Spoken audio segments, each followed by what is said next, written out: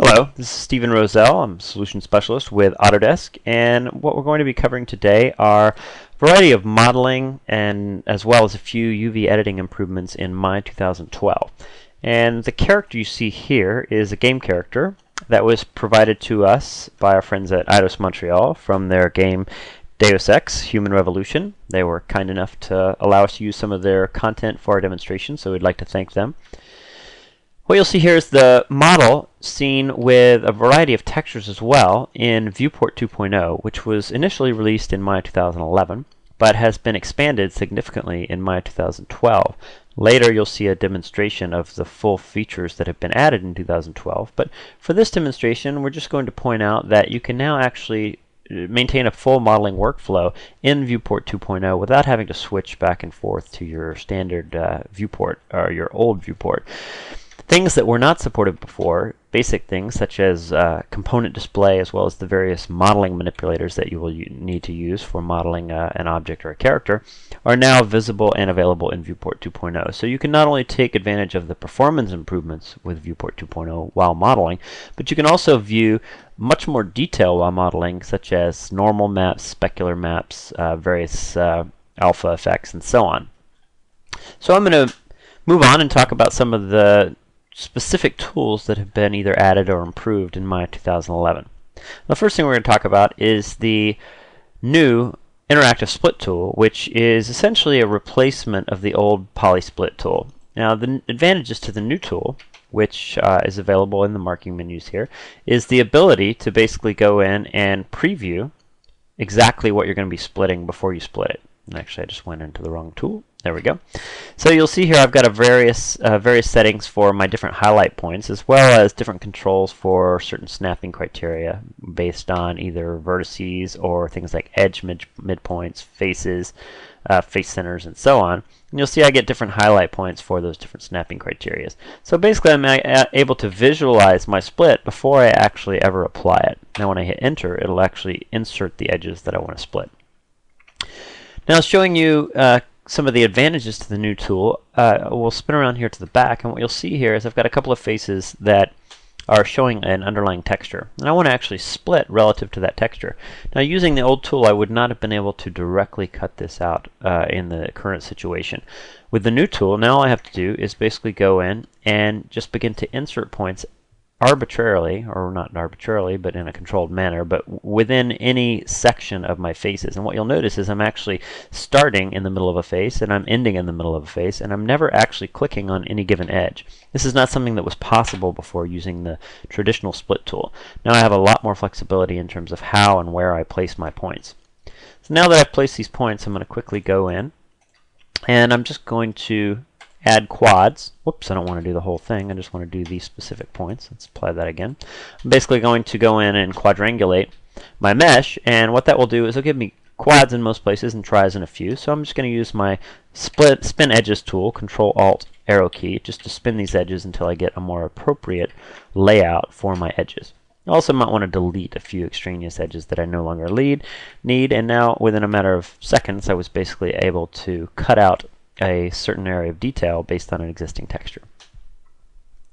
Now another thing that we can do that we couldn't do before is we can split polygons with curves by projecting them onto the polygon surface.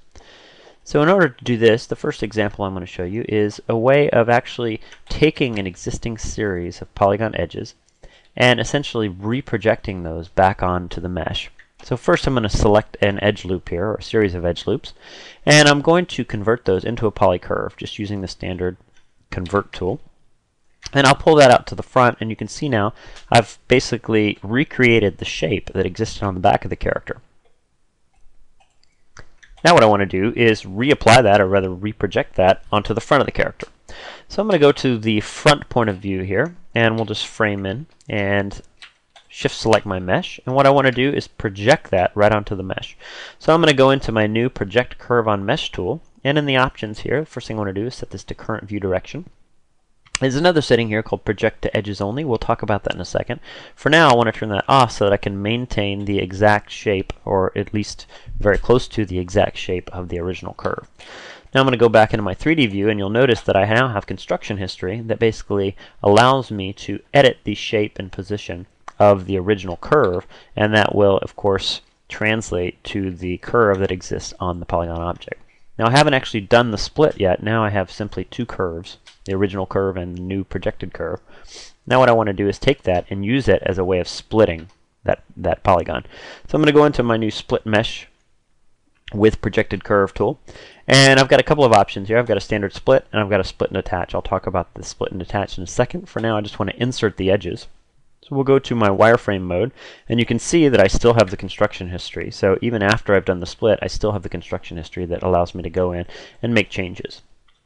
Now I can go in and I can begin to visually kind of edit, or rather visually kind of align how I want these faces to actually be projected.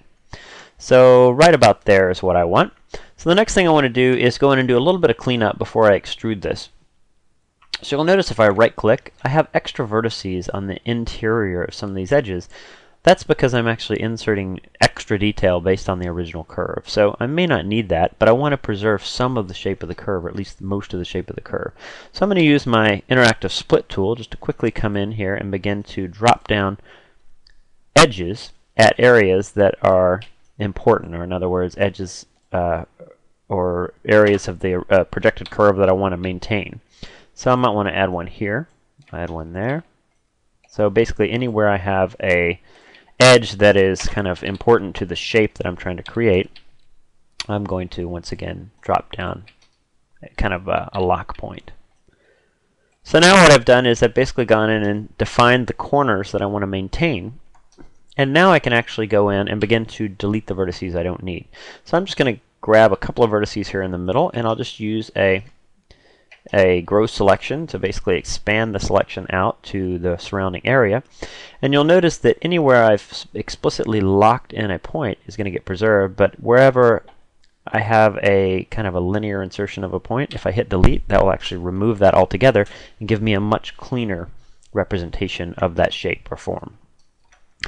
So just for clarity's sake, I'm going to go in here and actually remove these original edges, and by doing that I'll also be baking in the history essentially.